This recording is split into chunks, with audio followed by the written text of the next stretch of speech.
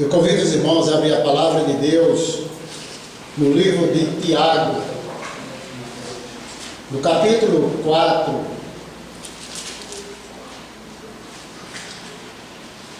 Tiago, capítulo 4, nós vamos fazer a leitura do versículo 1 ao versículo 10. Diz assim a palavra de Deus: De onde procedem guerras e contendas que há entre vós? De onde, senão dos prazeres que militam na vossa carne? Cobiçais e nada tendes, matais e invejais, e nada podeis obter.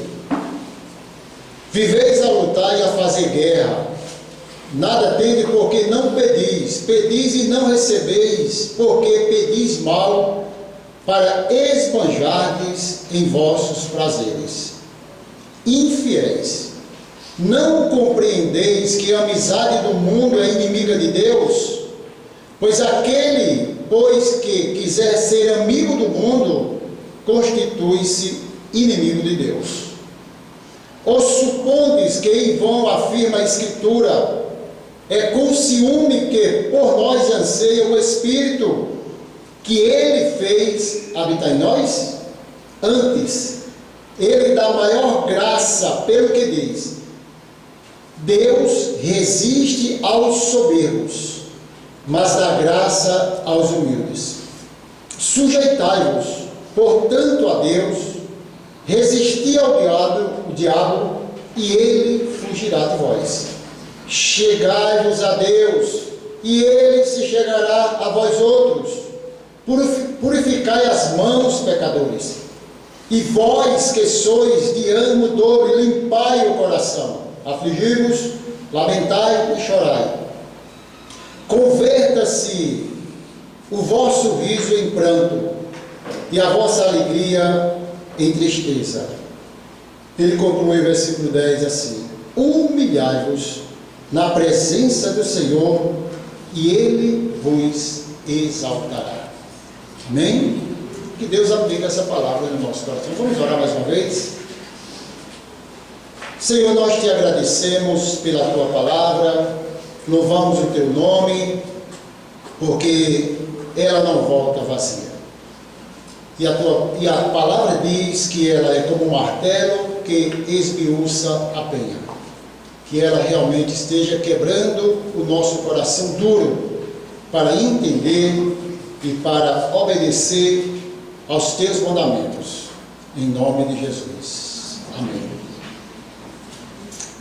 Tiago faz uma pergunta para os seus ouvintes, que essa pergunta, além de ser retórica, ela é extremamente penetrante. De onde procedem guerras e contendas que há entre vós? Existe uma visão muito sentimental de que a igreja primitiva vivia numa paz muito grande, baseado naqueles versículos de Atos dos Apóstolos, que a igreja desfrutava de uma comunhão. E talvez alguém achasse que a igreja não tinha problema, que a igreja vivia em plena paz. Mas pelo que o Tiago fala aqui nesse texto, deixa bem claro que estava havendo contendas. Tinha confusão lá com força no meio do povo de Deus. E ele começa a estimular aos seus ouvintes, fazendo a pergunta: de onde procede guerras e contendas que há entre vós? Se você for olhar o contexto do capítulo 4, é a continuação exatamente do que ele vinha falando no capítulo 3. No capítulo 3 de Tiago, preste bem atenção, ele trata de dois assuntos que estão exatamente ligados, porque o povo vivia em guerra, porque as contendas aconteciam. E no capítulo 3, ele vai falar exatamente da língua, o poder da língua. Ele disse que uma das tarefas mais difíceis do ser humano é refrear a sua língua.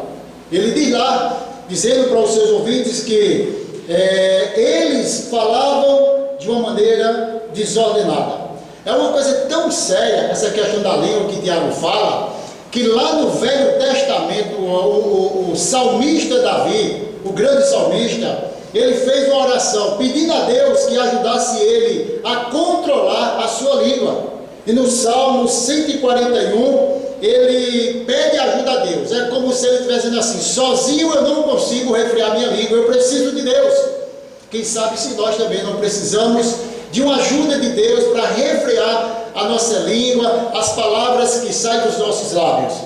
E o salmista diz assim: a ti clamo, dá-me pressa em me acudir, inclina os ouvidos à minha voz quando te invoco. Suba a tua presença, a minha oração como incenso, e seja o erguer de minhas mãos como oferenda vespertina. Aí fala assim: põe em guarda, Senhor, a minha boca, e vigia a porta dos meus lábios. Tiago estava bem alicerçado do que falara do Velho Testamento sobre o poder da língua. Por que eu estou falando isso? Porque ele está falando de contendas, ele está falando de um povo que vivia brigando. Mas ele começa trazendo exatamente no contexto que esse povo vivia quando não refreava a sua língua. E ele vai dizer que a língua é um mal incontido. É muito difícil do homem controlar.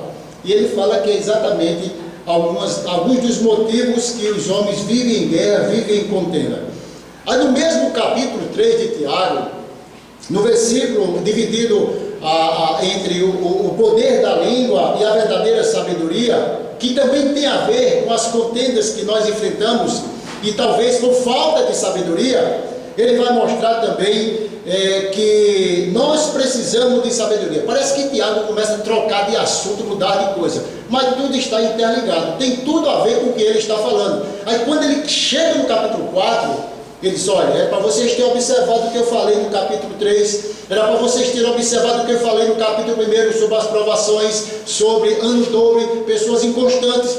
Tudo isso ele traz como um contexto aplicativo na mensagem que ele está falando no capítulo 4. Que tipo de guerra Tiago estava falando? Não era uma guerra econômica, não era uma guerra intelectual, nem muito menos civil, era uma guerra moral. Aquele povo estava exatamente vivendo em guerra. Por que o homem vive em tanta guerra? E Tiago faz aquela pergunta. O salmista, às vezes, ele não fazia uma pergunta para as pessoas, mas ele perguntava para si mesmo. Uma vez ele fez uma pergunta extremamente importante que talvez você já tenha feito. E ele disse: por que estás abatida, ó minha alma? Por que te perturbas dentro de mim? Algumas perguntas são feitas às pessoas, mas a Bíblia também mostra homens que fizeram pergunta para eles mesmos. E está bem provável que você esteja também fazendo uma pergunta nesta noite: por que tanta contenda? Por que tanta guerra? Por que essas coisas estão acontecendo? Por que é que Deus permite que isso aconteça no meio do povo de Deus? Essas perguntas, elas são evidentes no meio do povo, no meio da igreja, e isso aí não vai parar nunca. Sempre queremos fazer pergunta. Fazer pergunta é que o povo sempre quis, não é? Questionar Deus, saber por quê. Um dia os discípulos estavam tão inconformados com um cego que tinha nascido ali de nascença, um cego de nascença, e ele disse: Senhor, quem foi que pecou? Foi este homem e seus pais? Tudo eles queriam uma explicação. Nós também queremos às vezes uma explicação para tudo na vida. Deus, por que aconteceu isso? Devemos entender e colocar na nossa cabeça e no nosso coração que Deus, Ele é soberano. E se Ele permitiu, é a vontade dEle. E temos somente que obedecer. E Ele diz: de onde procede guerras e contenda que há entre vós? O que vocês estão achando dessa situação? De onde, se não dos prazeres que limitam na vossa carne? Você entendeu que ele faz uma pergunta, ele responde com uma pergunta, mostrando que aquele povo estava sofrendo por algo chamado prazer. Os prazeres que limitam na vossa carne, os prazeres que vocês querem, o desejo, o prazer é uma coisa muito boa, é algo que nós temos, que recebemos de Deus, é o prazer. Mas esse prazer ele pode atrapalhar. Mas esse prazer, ele pode levar eu e você para um lado diferente, Adinael. Ele pode muito bem nos tirar da presença de Deus, porque é um prazer que não é um prazer que agrada a Deus, que nem está também no centro da vontade de Deus. E ele responde: de onde? Senão dos prazeres que militam na vossa carne. Tiago diz que o nosso verdadeiro problema está dentro de nós, não é de fora, é dentro de nós. Aquilo que nós vivemos, a crise que nós vivemos, a guerra que nós vivemos, é dentro de nós. Nem sempre vem de fora, mas vem de dentro. Prazer, deleites, hedonismo, prazeroso, é coisas que o homem quer, enche os olhos. E às vezes, Roberto, nós não conseguimos aquilo que nós queremos e vivemos em uma eterna crise. Aquilo que eu quero como prazer, nem sempre é aquilo que Deus tem para mim, que vai ser bom para a minha vida. Aquilo que você sonha, aquilo que você quer, é extremamente importante você querer sucesso na vida, querer ser o melhor, querer conseguir, tudo isso é pertinente. O que não é certo é você achar que porque Deus não te deu, ali você não vai ser feliz. William Hendricks, ele comentando esse texto, ele diz assim: com o tempo, o homem torna-se escravo dos prazeres. Quando Deus não mais governa a vida do homem, a busca pelos prazeres assume o controle, e a partir daí a paz deixa de reinar e as contendas ocupam o seu lugar. Os prazeres são eles que muitas vezes sufocam a palavra de Deus. Os prazeres são eles que muitas vezes nos afasta da vontade de Deus, nos tira de uma vida espiritual, de uma vida de edificação da palavra. São os prazeres que enchem os nossos olhos, que enchem o nosso coração, e de repente esse prazer passa agora a roubar de nós algo que é mais precioso, que é o desejo de buscar a Deus, a vontade de estar na casa dele, a vontade de orar, a vontade de ler palavra, de estar exatamente no momento de comunhão. Aí ele fala assim: de onde vêm essas guerras? E ele mesmo responde fazendo a pergunta: se não dos prazeres que militam na vossa carne. Eu gosto muito desse autor, Warren W. Wiersbe. Ele diz que existem 3 tipos de guerra que enfrentamos. Ele fala que existe a guerra contra as pessoas, a guerra contra nós mesmos e a guerra contra Deus. E eu fui analisar direitinho e tem sentido essas 3 guerras que o homem vive. Primeiro, a guerra com as pessoas. As possessões é um dos motivos de guerra. O querer, a vontade. Querer é bom, vontade é boa, mas precisamos saber se a minha vontade, se o meu querer é a vontade de Deus. E ele diz que essa guerra é contra as pessoas, e ele menciona exatamente esses tipos de discórdia entre os santos, luta de classes sociais, luta trabalhista, luta na igreja. Tudo isso aqui está no livro de Tiago, quando ele fala no capítulo 5, que aqueles camaradas estavam roubando o salário do trabalhador. Havia briga, havia contenda, exatamente porque esses prazeres estavam presentes na vida daquela igreja. Guerra contra nós mesmos. O homem vive uma verdadeira guerra interior. Nós vivemos uma guerra interior e muitos não sabem trabalhar esta guerra, muitos não sabem administrar essa guerra e vivem em profunda tristeza, angústia, sem saber o que quer na vida. Esse é uma das guerras mais fortes. E quando ele diz lá no capítulo 1, já voltando no capítulo 1, versículo 8, o homem de ano dobre, inconstante em todos os seus caminhos, você é bipolar, variação de humor espiritual, crise existencial. É o homem que não sabe o que quer, é o homem que não sabe para onde vai, é o homem que acorda rindo e vai dormir chorando, é o homem que começa e não termina, é o homem que tem planos, sonhos, é o homem que não tem uma determinação na vida. Essas são as crises. E ele diz: é essa crise que nós temos dentro de nós, alojada no nosso coração, porque nós não sabemos o que queremos. O homem é inconstante, e Tiago diz aqui: homem inconstante, ano todo, homem bipolar. Quando ele fala aqui, é o homem de duas almas, é o homem que se divide numa facilidade muito grande. Queridos, nós precisamos parar e dizer para onde nós queremos ir, o que nós queremos para a nossa vida, o que eu tenho planejado. Precisamos ter firmeza. Evidentemente, a tua firmeza talvez não será certeza daquilo que vai dar certo, mas pelo menos você tem convicção daquilo que você quer, e em oração você está colocando diante de Deus.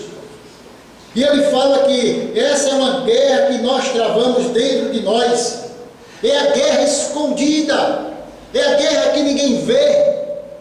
É a guerra, Josélio, que está alojada aqui, que a esposa não sabe, que o pastor não sabe, que ninguém sabe, mas que se torna uma guerra, e ela é extremamente perigosa, porque só quem sabe somos nós e Deus. Guerra contra Deus. Você já pensou guerra contra Deus? É possível alguém ter guerra contra Deus? Sim. Insatisfeito com Deus, quer entender Deus.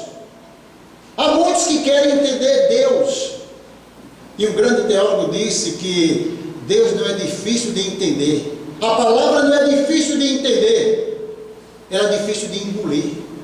Por que ela é difícil de engolir? Porque ela vai mexer com o nosso ego, ela vai mexer com o nosso orgulho. E ele diz, falando a respeito da salvação, que não é difícil entender a palavra, é difícil de engolir, porque nós queremos, não engolir, porque engolir mexe com o nosso orgulho, mexe com a nossa vida pecaminosa. O homem é inconformado com a soberania de Deus. O homem, ele faz perguntas querendo entender Deus, e há uma guerra muito grande. Eu não sei quantos aqui já falaram assim, olha para cá: meu Deus, por que isso está acontecendo? Quem falou isso aqui? Só o pastor. Meu Deus, por que essa coisa está acontecendo? Isso veio parar na minha casa, por que o Senhor permite isso acontecer? São perguntas, Camila, que nós temos. É uma guerra que nós vivemos para entender, presbítero Gilberto, por que é que Deus ainda permite essas coisas? E ele fala, eu gosto muito de ler esse teólogo, e ele diz que há uma guerra contra Deus, o povo está revoltado contra Deus. Lá no capítulo 1 do livro de Isaías, o povo se revolta contra Deus. O profeta diz assim: o jumento conhece o seu dono, e o boi, o dono da sua manjedoura, mas o meu povo estão revoltado contra mim. O meu povo que se revoltou, que virou as costas, e ainda queriam clamar a Deus, fazer oração a Deus e achar que Deus estava recebendo aquela oração. De onde vêm essas guerras? De onde vêm essas crises que nós estamos vivendo? Versículo 2, olha o que ele diz: cobiçais e nada tendes, matais, invejais e nada podeis obter. Viveis o quê? A lutar e fazer guerras, nada tendes, porque não pedeis. Vamos agora, ele começa a abrir aqui o leque. Vamos saber de onde vêm as guerras. Vamos agora mostrar que a cobiça faz parte da nossa vida, e também talvez seja um dos problemas sérios que nós estamos em guerra. E ele fala: cobiçais.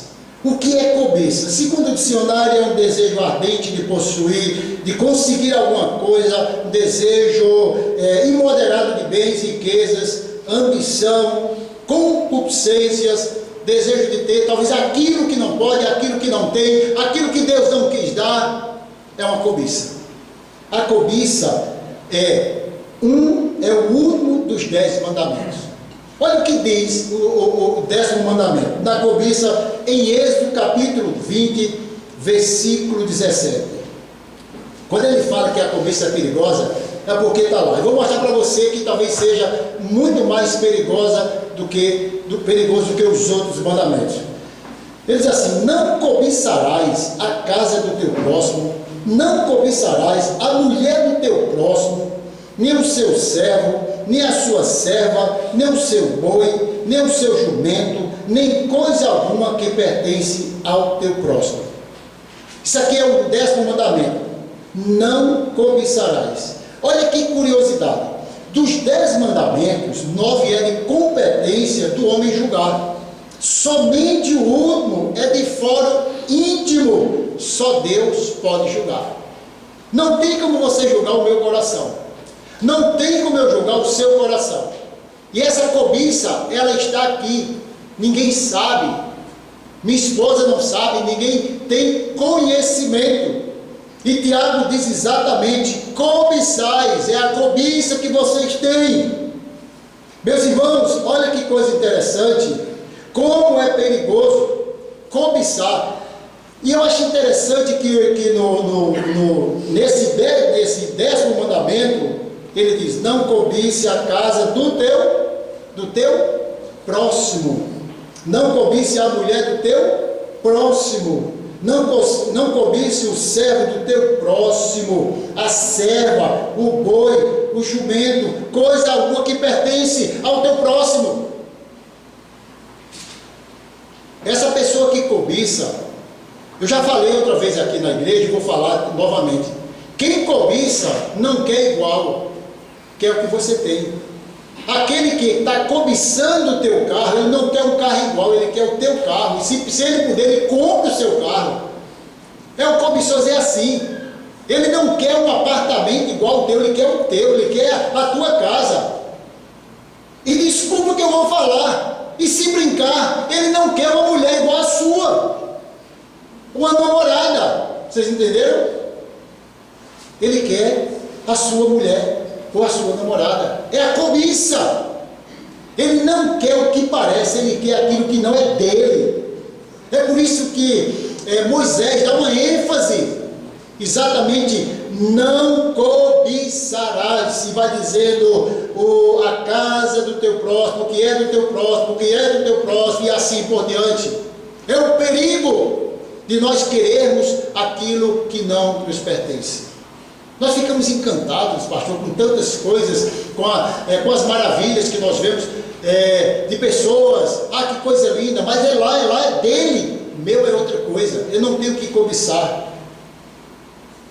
A cobiça foi um dos grandes problemas na palavra de Deus entre família. Absalão, filho do grande rei Davi, usurpou o trono, assumiu o comando, a cobiça de ser rei, de ser líder.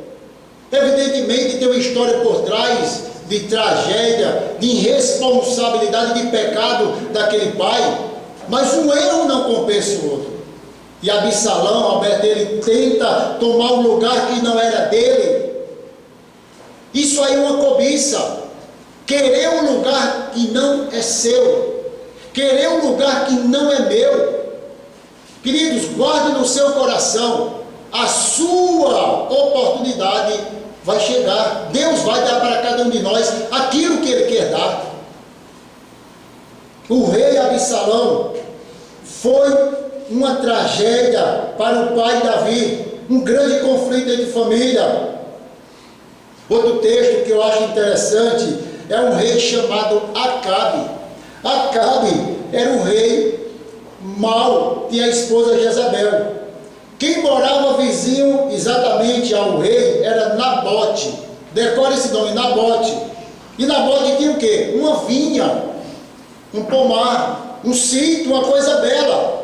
E o rei começou a olhar a beleza da vinha de Nabote. E disse, mandou 3 recados, pedindo para comprar aquela vinha.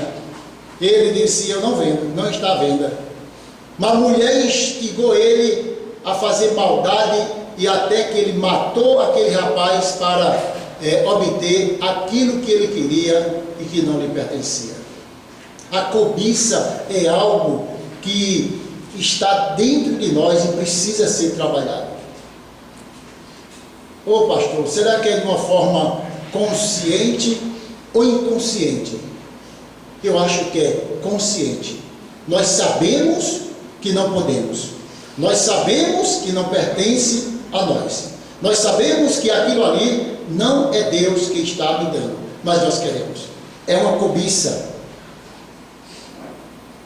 A transgressão deste pecado, chamado cobiça, pode nos levar a quebrar os outros 9 mandamentos. Quando você cai na cobiça, o resto está bem mais fácil de ser atingido e de você ser, talvez, fisgado. Ele diz assim, nada tendes, porque não pedis. Aí, Lucidete, você fala assim, meu Deus, tanta oração que eu fiz essa semana, tantas coisas que eu pedi a Deus, você pediu errado. Nós somos ambiciosos até na oração, e ele fala aqui, vocês estão pedindo errado, a motivação é errada. Vocês estão pedindo por vingança, vocês estão pedindo a justiça conforme o juízo de vocês. Nada tendes, porque não pedis.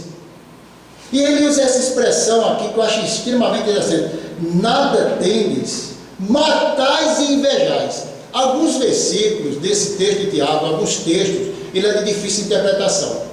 Ele é difícil de interpretar, e as pessoas acham que talvez não tem como a gente tirar uma conclusão, mas dá sim para estudar e entender. Porque se ele fala assim, matais e invejais, primeiramente não se mata, é inveja, por isso que é uma dificuldade de interpretação. Mas eu vou explicar para vocês o que ele quer dizer matar. Matais e invejais, e nada podeis obter. Viveis a lutar e a fazer guerra, nada tendes porque pedis mal. A interpretação aqui de matar, ela é muito problemática. Alguns acham que Tiago está falando de uma forma literal. Era que o povo estava matando. Era uma guerra tão grande que morria gente. Há outra linha de pensamento que eu fico com ela, que é uma linguagem simbólica. É como eles estivessem assim, vocês são capazes até de matar para conseguir alguma coisa. Você é capaz até de matar para conseguir aquilo que você quer. Eu fico com essa interpretação, pelo menos simbólica. Evidentemente que eles também estivessem matando um com o outro, né, por tantas guerras. Ele é extremamente enfático quando diz, matais e invejais. Vocês matam mesmo, vocês fazem de tudo para ter. Quantos não fazem de tudo para ter? Até o ponto de matar, de fazer uma atrocidade, uma maldade.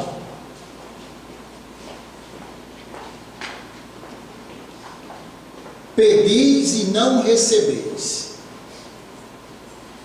porque pedis mal para esbanjardes em vossos corações. Tiago já está falando de oração. Já está dizendo que tem gente que está orando de forma errada. Meus irmãos, como nós encontramos ganância na oração, Messias? Como nós somos gananciosos quando oramos. Alguns chegam até a fazer orações imprecatórias, desejando a morte e achando que Deus ainda vai fazer justiça, desejando a maldade, e ele diz assim: não mexa comigo, porque o meu Deus é o meu juiz, é o meu advogado. Alguns tipos de oração que nós fazemos são orações rancorosas, maldosas, perniciosas, e Deus, ele nem responde. Vocês estão pedindo para encher o coração de vaidade. Vocês estão querendo que eu responda a oração de vocês, porque vocês se sentem chocados, machucados pela vida? Não. Eu gosto da expressão do apóstolo Paulo, quando ele ora 3 vezes. Era uma ação diretamente de Satanás na vida do apóstolo Paulo, que ele disse: Senhor, afasta de mim, afasta de mim, afasta de mim. O Senhor disse: Paulo, a minha graça te basta. É a graça de Deus que eu e você precisa nesta noite. É a graça de Deus que nós precisamos para continuar a nossa jornada aqui na terra. Nós não precisamos de pedir oração a Deus de vingança. Nós não precisamos dizer a Deus o que nós estamos passando, o que nós estamos sofrendo, até porque Deus sabe todas as coisas, e entenda que tudo isso faz parte da soberana vontade do Senhor na vida da igreja.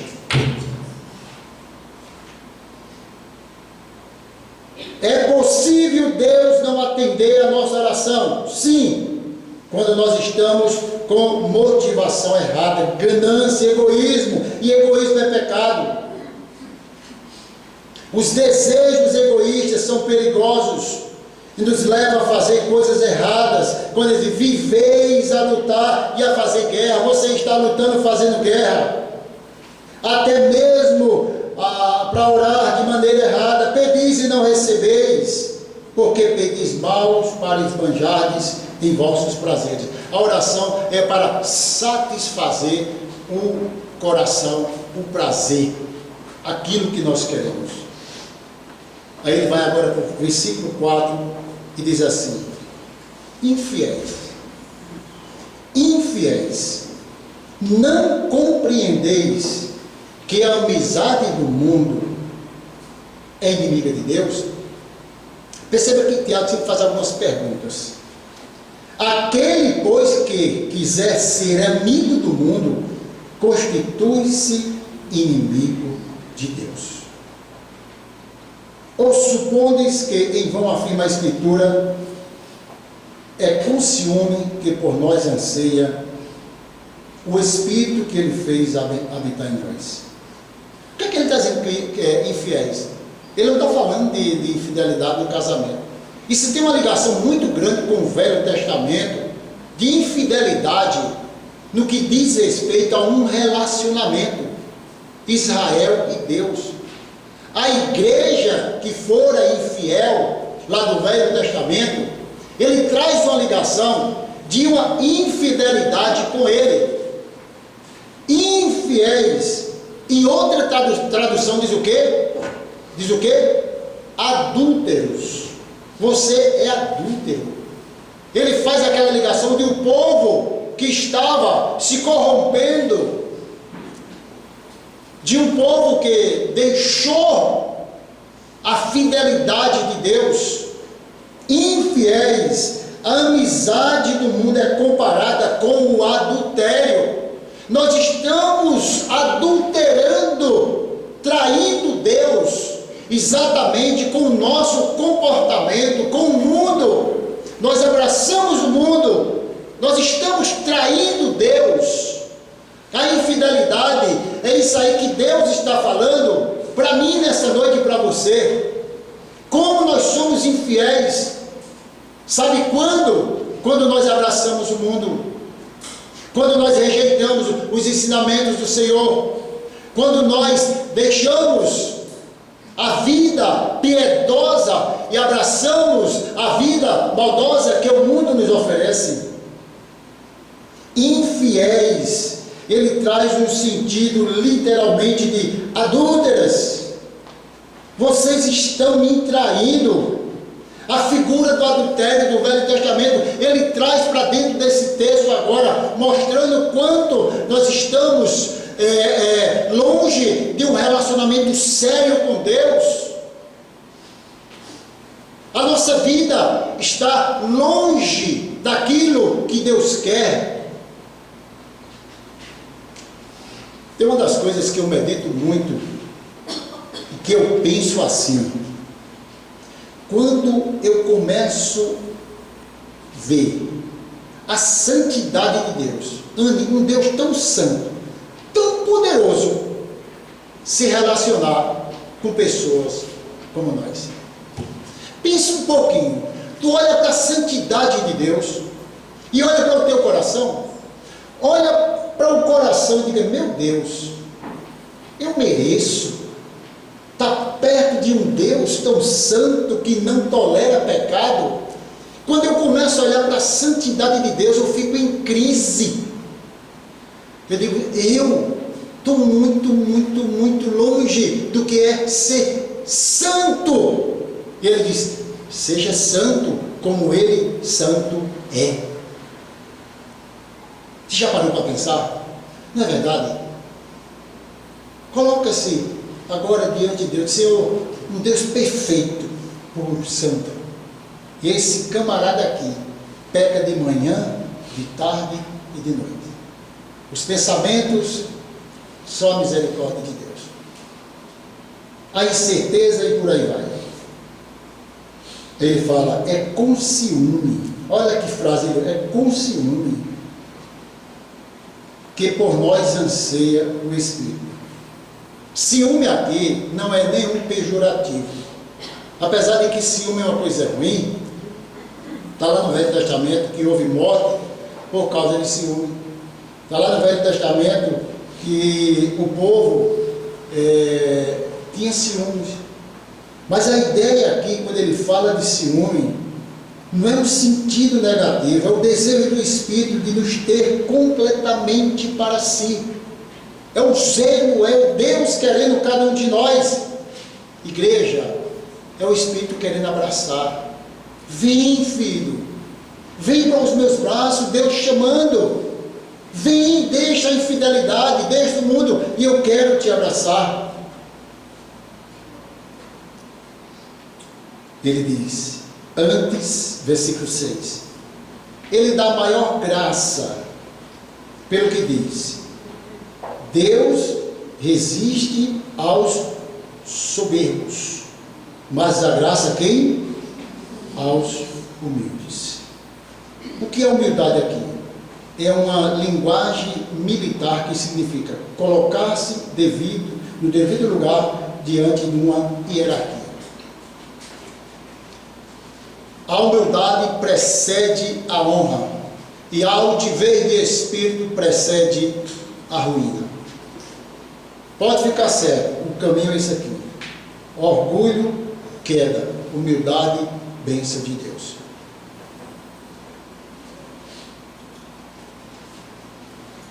Antes ele dá graça, pelo que diz, Deus resiste aos soberbos, mas a graça de Deus são para os humildes. Não são os arrogantes, não são os pretensiosos da vida, mas é aqueles que se humilham. Reconhecimento da sua miséria, reconhecimento de que você e eu, nós não somos nada.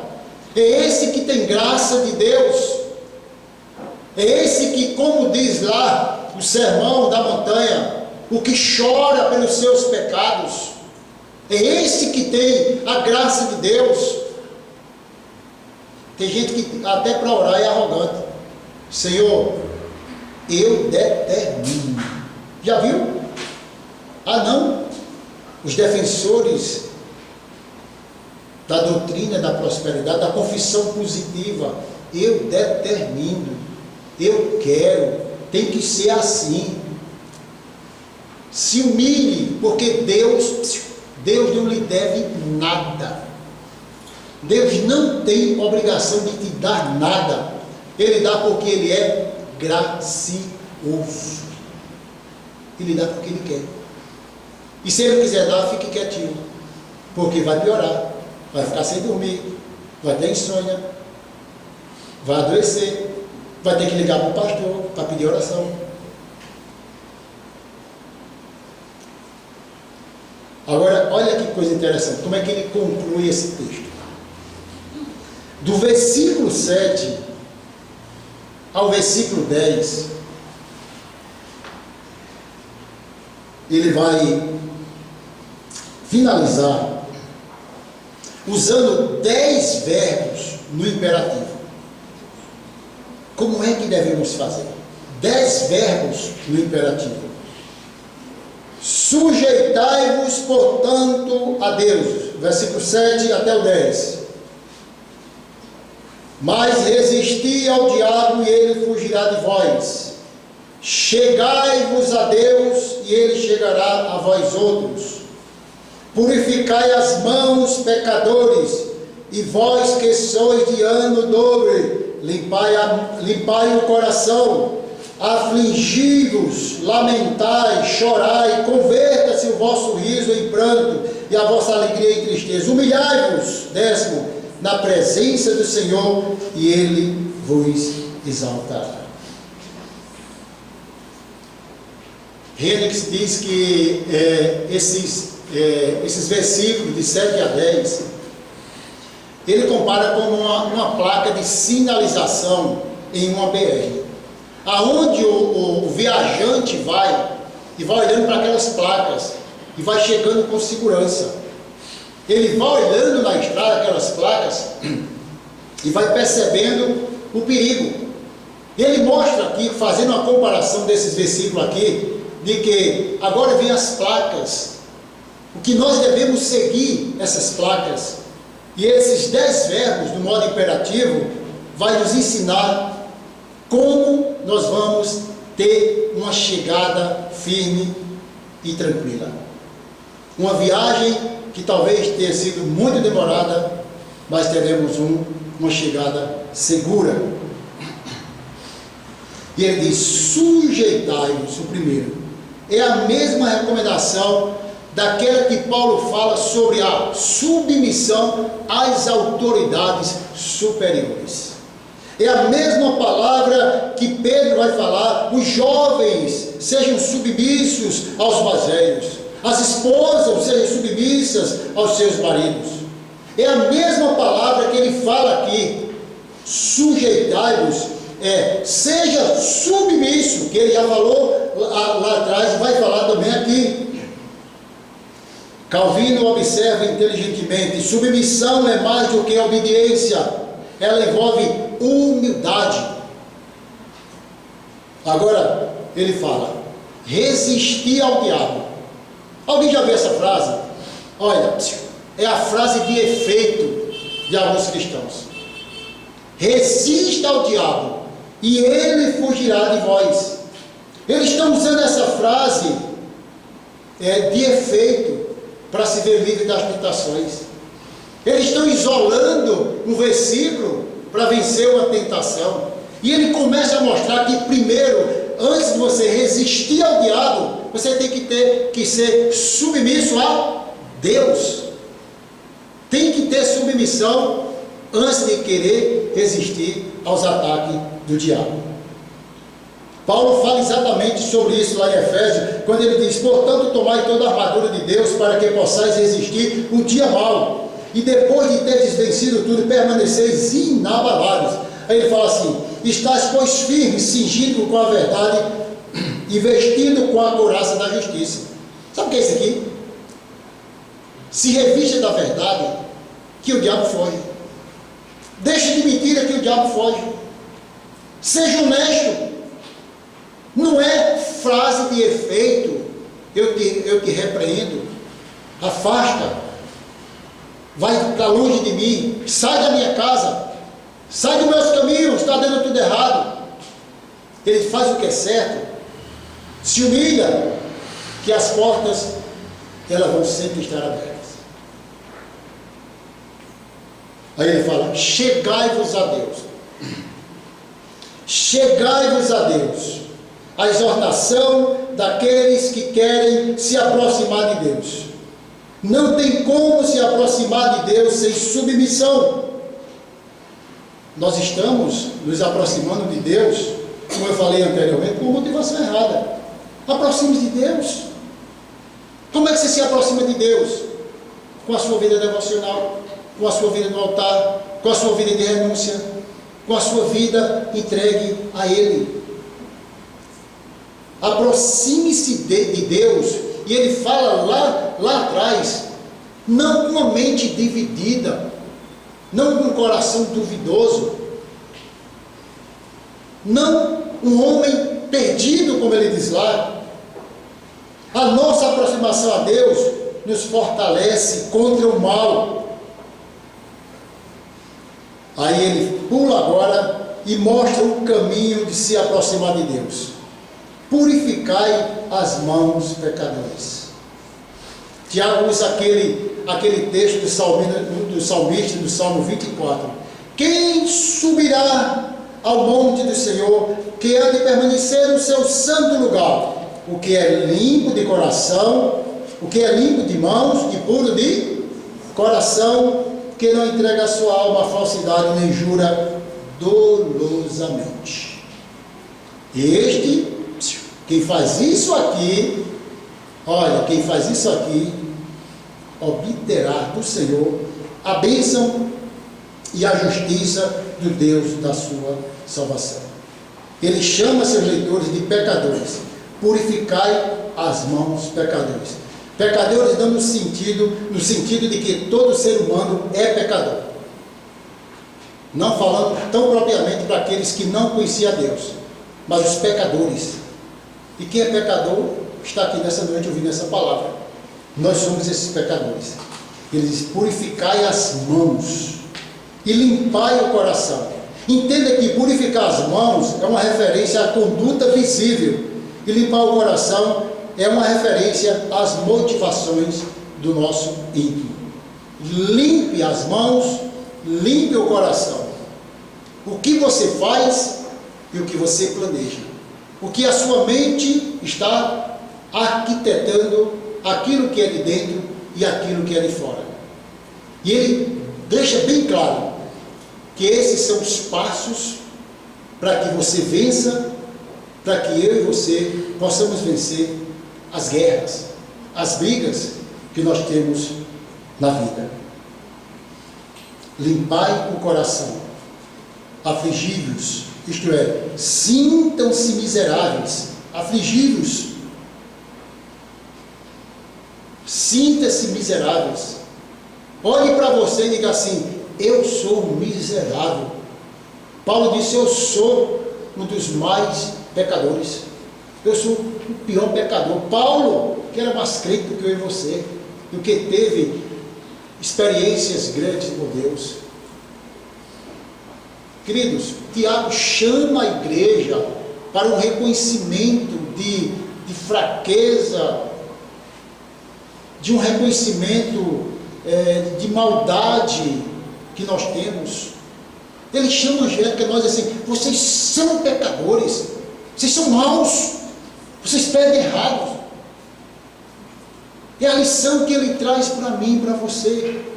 Examine-se, olhe. É o que nós vamos fazer aqui na ceia. Examine-se, olhe. Lamentai e chorai.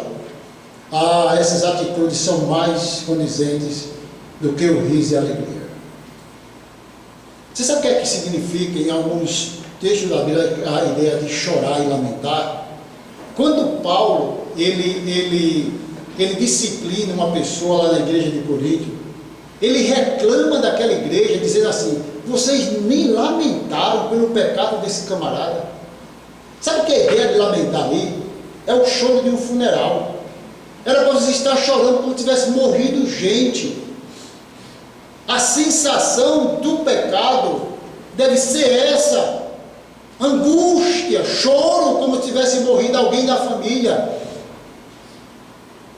lamentai, chore pelos seus pecados, chore pelos seus erros, reconheça. Sabe o que é que acontece? É que nós não queremos enxergar os nossos erros, nem reconhecer os nossos pecados. O que nós queremos, sabe o que é? Levar no banho-maria. Deixa isso para lá. Você sabe que de vez em quando nós precisamos sermos confrontados com os nossos erros? E eu digo, Deus, me ajude para antes de ser confrontado ter o reconhecimento. Lamentai e chorai.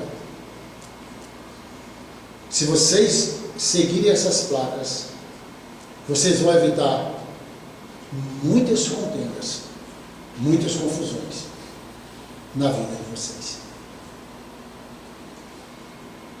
Humilhai-vos na presença do Senhor e Ele vos exaltará. Amém, igreja? Amém. Eu acho que aqui está o ponto mais difícil, pelo menos para mim, que eu já vinha falando, é se humilhar.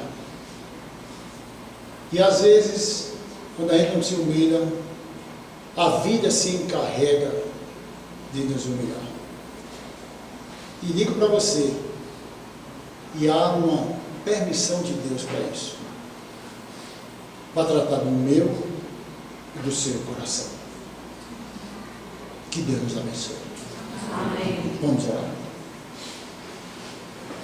Nós te agradecemos, ó Deus, te louvamos pela tua palavra, que o Senhor nos ajude a seguir toda a orientação das Escrituras e tudo isso que Tiago alertou a igreja, que padecera com as contendas, com as brigas, as discórdias. Que o Senhor abençoe a tua igreja, as nossas vidas, em nome de Jesus. Amém.